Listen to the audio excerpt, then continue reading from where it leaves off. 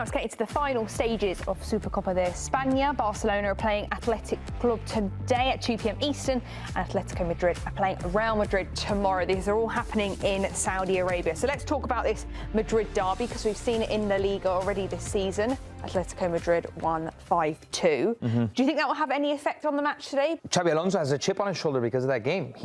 You can't lose. You can't concede 5 goals in a derby if you're a Real Madrid manager. I think that's very damning. Especially if you're 2-1 up as well. And especially if it's your first season in charge of Real Madrid. Like, you don't have the credibility enough to go lose twice to Atletico Madrid, especially when there's a trophy on the line. Again, going back to this whole concept that this mega Super Cup thrust into the middle of the season hurts more than it helps. It'll help one team, it'll hurt 3 other teams. Just because of the nature of it. They're invested into Spain in a different... I was listening to Spanish radio, and they themselves were like, it's unimportant, it's in Saudi Arabia, but at the end of the day, it shapes narratives. What's the prize? It's big prize money, isn't it? Like 8 million euros or something. It's like a collective pot of 40 million euros. This is, I mean, and it ends up being so attractive because it is Real Madrid, Barcelona, Atlético Madrid, and now Athletic in it. Like, this used to be a one-off game at a neutral site at the beginning of the season. Nico, when you say it shapes narratives, yeah, what are those narratives for Real Madrid? Because Xabi Alonso's job, it was kind of up in the air at one point this season. Is it, if they win, he's safe, or? If they win this, he's still safe. Still safe. Right? I think still safe is the important word to describe it. Right, because then he ends up losing in the first round of a Champions League knockout stage. And then we'll have back to square one. Back to square one and probably back to reset, right? Yes. But you're talking about those narratives, right? Narrative is an important thing, and I don't think Xabi Alonso had the pressure on him in terms of as the manager, and there was any scrutiny before that loss. That loss really, I think, created a snowball effect of people raising eyebrows, especially in the media, as to, well, how good is he really? Like, can he handle the pressure, and how do you concede 5 in a derby? Especially when, as Jeff said, you were up 2-1, so there's no real reason as to why you should lose control of a game like that. That's now become a snowball effect, where now we're questioning whether or not he's going to be the Real Madrid manager. He's going to be the Real Madrid head coach. Mind you, they won El Clásico in that stretch sense. Exactly. And that tells you, in terms of the pressure and the demands that come with this, he cannot afford to lose 2 games to the same opposition, especially in a cup competition, in this period of time, especially with the insecurity and instability around his job. He knows this is the biggest game of his tenure so far. I think you said, your question was about the narrative. I think it suits both sides, because Atletico know that they're beatable and they've got revenge in their minds. Yeah. So I think that game is, the 5-2 is in their minds. Similarly for Atleti, that have dropped off so much from the Liga title race, where they've invested, again, had an incredible transfer window, just due to Real Sociedad, questionable performance. They'll get eliminated to Real Madrid. We're again back to the, has Cholo run his course, all of these things. Yeah. But then Cholo beats Real Madrid. Oh, Cholo's so back. You know, like it really is so tricky for such a shall I say, meaningless tournament. Yeah, well, there's so many storylines coming out of it. That's what the great thing about the Madrid derby. It always provides the storyline. So, Jeff, why don't you give us our biggest one we could be seeing out this match? Well, it's a bit of a cheat code, because I think it's the most obvious. Gonzalo García, after his fantastic hat-trick last week.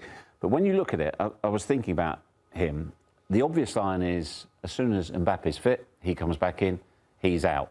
But I just wonder how Vinny Jr.'s thinking right now, because this young man played so well, and he delivered the perfect hat-trick.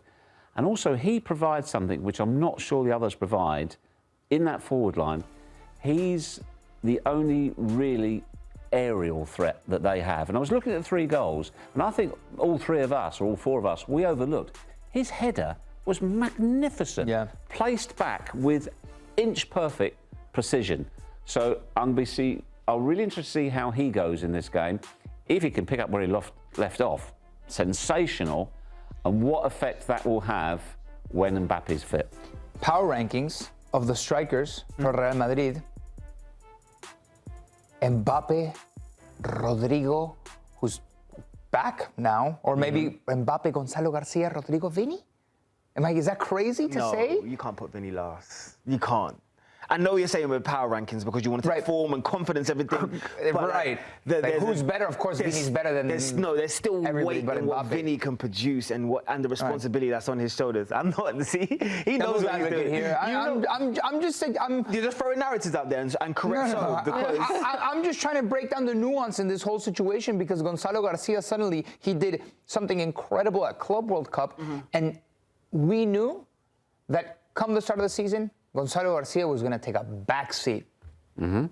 I don't believe that the Real Madrid fans are even fully satisfied. I think they can even recognise, even from the Betis result, which was fantastic on paper, but if you watch the nuances of the game, when they started to go up and take control and probably try to assert themselves, Betis then flipped the momentum. And they had actually a couple of opportunities where they really should have established themselves, maybe even equalised. And we could be sitting there talking about a completely different conversation in regards to that game overall. Look, having all the headlines and having all of the players from the academy score and beating Betis 5-1, who are having a great season themselves, is brilliant.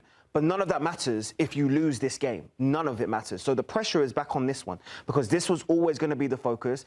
As Nico said on Numbers Don't Lie, they had circled this game way before we'd even started to put this into our peripherals, started previewing ourselves because they knew this was going to be the turning point as to whether or not they can trust Xabi Alonso in 2026 or not, especially the initial parts of the season. Right. Yeah.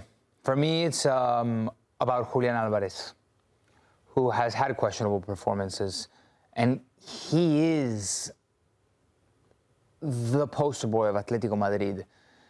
In the big games, he needs to show up, right? And throughout the season, I think he's had like this certain level of consistency. I mean, 11 goals, 5 assists is a decent haul, but there's been a couple of performances recently where he hasn't showed up.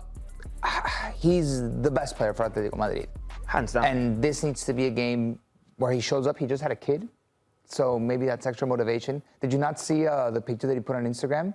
I had a look. But I always look at like maybe not sleeping very well. Right? The mom and the baby's mom and Julián, they grabbed the hand and each picked up a finger on the opposite side to make the Spider-Man hand to announce the birth of the child, which is obviously Julián's trademark. So, oh wow, maybe it was very cute. Yeah, maybe it serves as extra motivation. You never know, but this is a big moment for him personally, professionally, against Real Madrid. The game in which he made a mistake that was so unperceptible, it forced a rule change.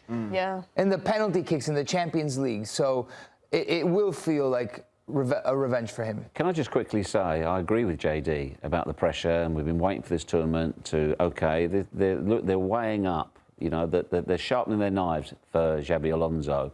But isn't it ridiculous that it's all on a tournament which Nico not unfairly described as meaningless?